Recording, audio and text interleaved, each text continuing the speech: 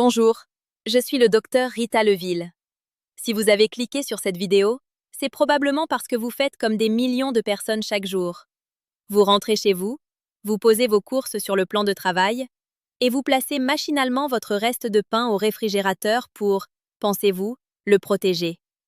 Vous pensez bien faire. Vous pensez prolonger la vie de cet aliment de base. Mais en réalité, ce geste anodin est le point de départ d'une dégradation invisible qui ne concerne pas seulement la texture de votre croûte, mais la qualité nutritionnelle de ce que vous allez ingérer. On nous a appris à tout refroidir pour conserver. C'est le dogme de la modernité. On met tout au frais sans réfléchir, comme si le froid était une barrière magique contre le temps. Pourtant, en médecine, nous savons que chaque structure moléculaire réagit différemment aux variations de température. En mettant votre pain au frigo, vous déclenchez un processus biochimique précis qui transforme un aliment complexe en un résidu difficile à assimiler. Vous ne conservez pas votre pain, vous accélérez son agonie structurelle. Et ce qui m'inquiète le plus en tant que médecin, ce n'est pas que votre tartine soit rassie, c'est que vous habituez votre corps à consommer des structures alimentaires dénaturées par des habitudes de stockage absurdes. Pourquoi vous avez été mal informé? Ce n'est pas votre faute. Nous vivons dans une ère de l'immédiateté et de la peur du gaspillage. Les industriels vous vendent des boîtes de conservation, des réfrigérateurs de plus en plus sophistiqués. Mais personne ne vous explique la chimie des polymères végétaux. On vous dit de conserver au frais pour éviter les moisissures, ce qui est une demi-vérité. Mais on oublie de vous dire ce que le froid fait à l'amidon. L'information que vous recevez est fragmentée. On vous donne des conseils de gestion de cuisine, alors qu'on devrait vous donner des conseils de physiologie alimentaire. Le système actuel privilégie l'apparence de la sécurité sanitaire sur la réalité de la qualité biologique. On préfère un pain qui a l'air propre au frigo, même s'il est devenu une éponge à humidité indigeste, plutôt qu'un pain qui évolue naturellement à l'air libre. Mon rôle ici n'est pas de vous donner des astuces de grand-mère, mais de rétablir une vérité médicale et scientifique sur l'interaction entre vos aliments et votre environnement. Ma vision. Le corps est son terrain. En tant que médecin, ma vision est simple. Le corps ne ment jamais. Quand vous mangez un aliment dont la structure moléculaire a été altérée par un mauvais stockage, votre système digestif doit fournir un effort supplémentaire. Ce n'est pas une question de calories, c'est une question d'énergie enzymatique. Je refuse les discours simplistes qui disent que le pain, c'est mal. Le pain est un aliment ancestral, mais nous l'avons massacré par des méthodes de culture intensive, des levures chimiques, et finalement par une conservation qui achève de détruire ses propriétés. Je combine la rigueur de l'analyse clinique avec une compréhension globale du terrain humain. Si votre digestion est lente, si vous vous sentez gonflé après votre petit déjeuner, le problème ne vient peut-être pas du gluten en soi, mais de la manière dont l'amidon de votre pain a été modifié par vos 48 heures de stockage au réfrigérateur. Nous allons entrer dans le vif du sujet, sans détour et sans compromis. La rétrogradation de l'amidon, le sabotage invisible. Commençons par la biologie de l'aliment. Le pain est principalement composé d'amidon. L'amidon est une chaîne de molécules de glucose qui, lors de la cuisson, se gélatinise sous l'effet de la chaleur et de l'eau. C'est ce qui rend le pain moelleux et digestible. Lorsque vous sortez le pain du four, ce processus de gélatinisation commence lentement à s'inverser. C'est ce qu'on appelle la rétrogradation. Voici l'erreur fondamentale. Le réfrigérateur n'arrête pas ce processus, il l'accélère brutalement. À une température située entre 0 et 7 degrés Celsius, les molécules d'amidon se recristallisent à une vitesse fulgurante. Le pain ne sèche pas au sens où il perd son eau, il se déstructure. L'eau quitte les molécules d'amidon pour migrer vers la croûte ou s'évaporer, laissant derrière elle une structure cristalline dure. Pourquoi est-ce un problème médical? Parce que l'amidon recristallisé est beaucoup plus difficile à scinder pour vos amylases salivaires et pancréatiques. Vous consommez un aliment qui est devenu résistant à votre propre digestion, mais pas de la bonne manière. Ce n'est pas l'amidon résistant bénéfique que l'on trouve dans certains aliments froids préparés consciemment. C'est un bloc moléculaire dégradé qui va stagner dans votre intestin grêle, favorisant des fermentations indésirables. L'humidité et la prolifération silencieuse. Beaucoup pensent que le frigo empêche les moisissures. C'est une illusion d'optique. Le réfrigérateur est un environnement clos, souvent mal ventilé, et surtout, un lieu de condensation constante. Chaque fois que vous ouvrez la porte, l'air chaud entre, condense sur les parois et sur vos emballages. Le pain, s'il est emballé dans du plastique au réfrigérateur, devient une boîte de pétri. L'humidité qui migre du cœur du pain vers la surface reste piégée. Vous ne le voyez pas les premières 24 heures, mais les microtoxines peuvent commencer à se développer bien avant que les taches vertes n'apparaissent. En tant que médecin, je vois des patients avec des sensibilités digestives inexpliquées qui consomment quotidiennement du pain conservé de cette manière.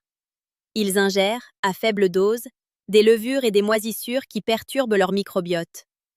Le froid ralentit la croissance visible, mais il crée un environnement de stress pour l'aliment qui finit par impacter votre santé intestinale. Si vous voulez rester informé sur ces mécanismes que l'on ne vous explique nulle part ailleurs, je vous invite à rejoindre cette chaîne. Mon objectif est de vous redonner le pouvoir sur votre santé par la connaissance réelle. Abonnez-vous pour ne plus subir les erreurs de la consommation moderne. L'absorption des odeurs et la charge toxique. Il y a un autre aspect que l'on néglige totalement. La porosité du pain. Le pain est une éponge. Dans votre réfrigérateur, il y a des restes de repas, des légumes qui flétrissent, peut-être des produits laitiers ou des viandes. Le pain va absorber les molécules volatiles de tout ce qui l'entoure. Cela semble être un problème de goût, mais c'est aussi un problème de pureté alimentaire. Vous ne voulez pas que votre source principale de glucides complexes soit chargée des composés organiques volatiles de votre frigo. Le foie doit déjà filtrer une quantité phénoménale de polluants environnementaux. Pourquoi lui imposer, même à petite échelle, des résidus liés à un mauvais stockage? Le corps humain est une machine de précision. Chaque détail compte quand on parle de santé chronique et d'inflammation à bas bruit. Ce que votre corps subit réellement. Le moment de vérité. Parlons maintenant de ce qui se passe à l'intérieur de vous. Lorsque vous mangez ce pain dont l'amidon a rétrogradé de façon anarchique au froid, votre glycémie ne réagit pas de la même manière. On pourrait croire que c'est une bonne chose, mais la réalité est plus complexe. Le corps détecte une structure qu'il ne reconnaît pas comme optimale. L'inflammation intestinale commence souvent par des détails. Un amidon mal dégradé arrive dans le côlon. Là, les bactéries s'en emparent. Si votre flore intestinale est déjà fragile, vous déclenchez une production de gaz, un inconfort et une modification de la perméabilité de votre barrière intestinale. On ne meurt pas de manger du pain sorti du frigo, mais on s'encrasse. On crée une fatigue digestive chronique. Le corps doit constamment s'adapter à des aliments qui ne sont plus dans leur état biologique naturel. Le pain conservé au froid est un aliment mort, au sens enzymatique et structurel.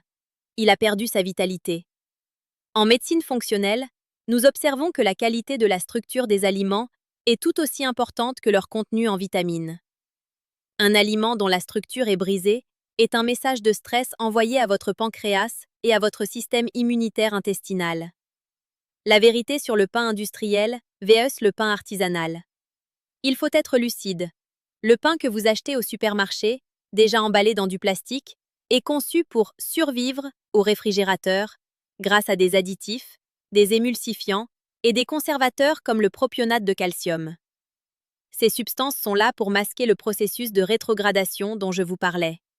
Mais ces additifs sont eux-mêmes des perturbateurs pour votre métabolisme. Si vous achetez un vrai pain, un pain au levain naturel, de tradition, le mettre au réfrigérateur est un sacrilège médical. Le levain est une culture vivante. Il prédigère le gluten et l'acide phytique pour vous. En le mettant au froid, vous stoppez toute l'activité bénéfique et vous figez les sucres complexes dans une forme rigide. Vous transformez un remède en un poison lent pour votre digestion. La clarté brute est celle-ci. Nous avons sacrifié la qualité biologique pour une commodité logistique qui nous rend malades. Les pistes d'action. Comment reprendre le contrôle? Je ne suis pas ici pour vous dire de jeter votre pain, mais pour vous apprendre à le respecter. Voici les axes de réflexion sérieux pour une hygiène de vie cohérente. 1. Le retour à la conservation à température ambiante. Le pain a besoin de respirer. Utilisez un sac en toile, une huche à pain en bois ou, à défaut, un sac en papier craft. Le pain doit perdre son humidité de manière naturelle et progressive. Oui, il deviendra dur après 2 ou 3 jours. Mais le pain dur n'est pas un pain mort. C'est un pain dont l'eau s'est évaporée, pas un pain dont les molécules ont été réorganisées par le froid. Un pain dur peut être toasté, ce qui relance une forme de dextrinisation bénéfique pour la digestion. 2. La congélation comme seule alternative. Si vous ne pouvez pas consommer votre pain dans les 2 jours, ne choisissez pas le compromis du réfrigérateur. Le réfrigérateur est le pire des mondes. Choisissez la congélation immédiate. À moins 18 degrés, vous bloquez le processus de rétrogradation instantanément. La structure de l'amidon est figée, pas dégradée.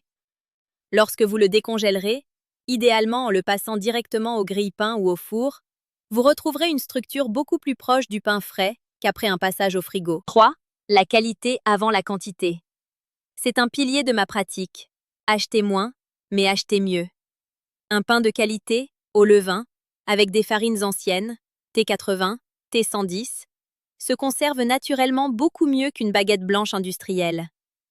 Les acides organiques produits par le levain agissent comme des conservateurs naturels et protègent le pain des moisissures à température ambiante.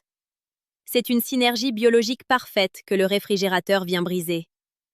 4. La rééducation du goût et de la mastication. Un pain qui a vieilli à température ambiante demande plus d'efforts de mastication. C'est une excellente chose. La digestion commence dans la bouche. L'insalivation est la première étape de la décomposition de l'amidon. Le pain mou et spongieux qui sort du frigo nous incite à avaler trop vite, court-circuitant cette étape cruciale. Si vous appréciez cette approche directe de la vérité médicale, n'oubliez pas de vous abonner. C'est le seul moyen de soutenir une information indépendante qui ne cherche pas à vous vendre des compléments alimentaires, mais à vous expliquer comment fonctionne réellement votre corps. Conclusion. La lucidité au service de votre santé. Pour résumer l'erreur que nous commettons tous, nous traitons le pain comme un produit périssable inerte, alors que c'est une structure biochimique vivante et complexe. Le mettre au réfrigérateur, c'est choisir la voie de la facilité, au détriment de votre intégrité digestive. Vous accélérez le vieillissement moléculaire de l'amidon, vous favorisez l'humidité résiduelle et vous vous exposez à des fermentations intestinales inutiles. La compréhension clé que je veux que vous reteniez est celle-ci. Votre environnement domestique est le prolongement de votre santé. Chaque geste, même celui de ranger son pain, a une conséquence sur la charge que vous imposez à votre métabolisme. Ne laissez pas les habitudes de la vie moderne dicter votre physiologie. Le contrôle de votre santé passe par des choix lucides. Le pain ne va pas au réfrigérateur, jamais. C'est une règle simple, mais elle est le reflet d'une conscience plus haute de ce que signifie nourrir son corps. Reprenez l'habitude des gestes anciens.